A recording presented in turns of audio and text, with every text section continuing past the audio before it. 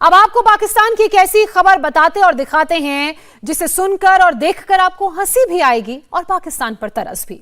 जिस पाकिस्तान के हुक्मरान बात बात पर एटम बम की बंदर घुड़की देते हैं, अब वहां के चरमपंथी भी एटम बम का खौफ दिखाने लगे हैं।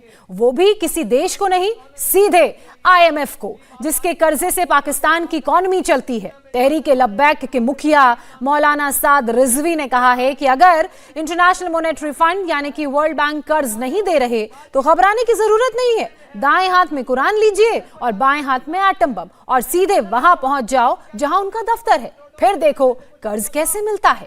मौलाना साद रिजवी की ये बात सुनकर पाकिस्तान में लब्बैक लब्बैक के नारे लगने लगे। तुम दुनिया में सदर को लेके, वजीर आजम को लेके, अपनी तमाम काबीना को लेके जहाज भर के ये अनार उगा के हर साल 1 एकड़ की जमीन पर 10 लाख कमा रहे हैं।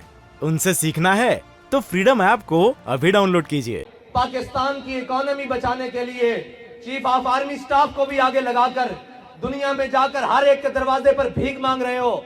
कोई तुम्हें देता है, कोई तुम्हें नहीं देता, कोई अपनी शराइत मनवाता है। क्यों जा रहे हो? कहा जी मुल्क की इकोनॉमी खतरे में है, हम मुल्क की मैशत बचाने के लिए जा रहे हैं। मैंने कहा इधर आओ। तुम कहते हो पाकिस्तान की रोडों पे निकलने से कुछ नहीं होता। एक बार बाहर निकलो, कुरान को दाएं हाथ में उठाओ और एटम बम वाले बक्से को बाएं हाथ में उठाओ और पूरी काबीना भर के स्वीडन ले जाओ और जाकर कहो कि हम कुरान के तहफ़्फ़ुज़ के लिए आए हैं।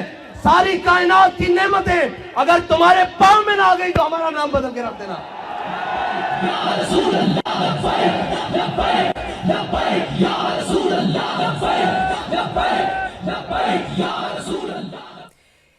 एक हाथ में कुरान, दूसरे हाथ में एटम बम लेकर IMF के दफ्तर पहुंचने की धमकी दे रहे हैं। एक बार फिर से सुनिए क्या कहा।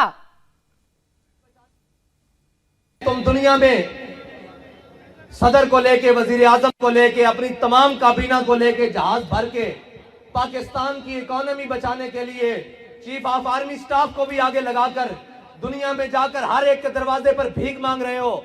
कोई तुम्हें देता है, कोई तुम्हें नहीं देता, कोई अपनी शराइत मनवाता है। क्यों जा रहे हो? कहा जी मुल्क की इकोनॉमी खतरे में है, हम मुल्क की मैशत बचाने के लिए जा रहे हैं। मैंने कहा इधर आओ। तुम कहते हो पाकिस्तान की रोडों पे निकलने से कुछ नहीं होता।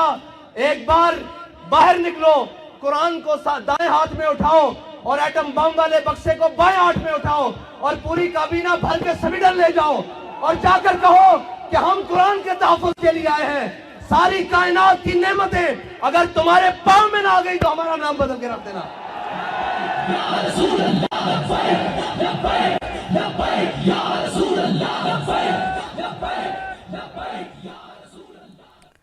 साद रिजवी को आपने सुना। पाकिस्तान के कट्टरपंथी संगठन तहरीक-ए-लब्बैक के नेता के ये बोल थे जो दुनिया को एटम बम की धमकी दे रहे थे। पाकिस्तान में कट्टरपंथ कितना बढ़ता जा रहा है, 2 और तस्वीरों के जरिए आपको दिखाते हैं। 2 दिन पहले ही कराची की अहमदी मस्जिद पर लब्बैक समर्थकों ने हमला कर दिया। मस्जिद की मीनारों के ऊपर चढ़कर उन्हें तोड़ने लगे। अब एटम बम की धमकी वाला बयान भी इनकी तरफ से सामने आया है। आपको मौलाना साद रिजवी के मरहूम पिता खादिम हुसैन रिजवी का पुराना बयान सुनाते हैं जिसमें वो कर्जा उतारने का नुस्खा बता रहे हैं। ये बयान भी सुनकर आपको जरूर हंसी आएगी। कर्जे उतारने का साढ़े कोल नुस्खा मैं आज दे रहा मुफ्त। मुफ्त नुस्खा है। पूरी दुनिया को कहो भाई सूद चूंकि साढ़े इस्लाम में जायज कोई नहीं, तो सूद असी कोई नहीं देना। निगो सूद असी कोई ना नहीं देना। चलो असल पैसे देंगे लेकिन उस वेले देंगे जिस दिन होंगे। जो तड़ी दिखान तो उन्हें आओ भाई। ये अनार उगा के हर साल 1 एकड़ की जमीन पर 10 लाख कमा रहे हैं। उनसे सीखना है तो फ्रीडम ऐप को अभी डाउनलोड कीजिए। लो जी, पाकिस्तान का कर्ज उतर नहीं गया। सूद असी नहीं देना, अल्लाह रसूल ने सानू मना किया। तो जरा बड़ करे उनके असल पैसे देंगे लेकिन उदों जो पाकिस्तान के हालात ठीक हो जाने। असल का असी इनकार नहीं करो तो असी तो देने। जो कमन जी असी चढ़ाई करनी उन्हें लो जी गौरी आया फिर बस पाकिस्तान के हालात ठीक करने तो मिनट का काम है। तुसी उन्होंने अखा विखाओ भाई सूद नहीं देना। असी रोजाना तो कहते इतने अरब सूद देना पैदा। उन्होंने नहीं देना सूद तो जे बढ़ बढ़ कर उन्होंने कैसी भी आए मैदान है ओ बरैलर चूचे हो तो उन्हें की लड़ना है।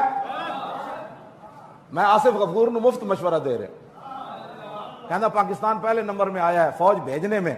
मैं कहा फौज भेजने में पहले नंबर पर ना आए, पाकिस्तान को पहले नंबर पर लाओ कि इसकी मईशत भी पहले नंबर पर है, इसकी गैरत भी पहले नंबर पर है।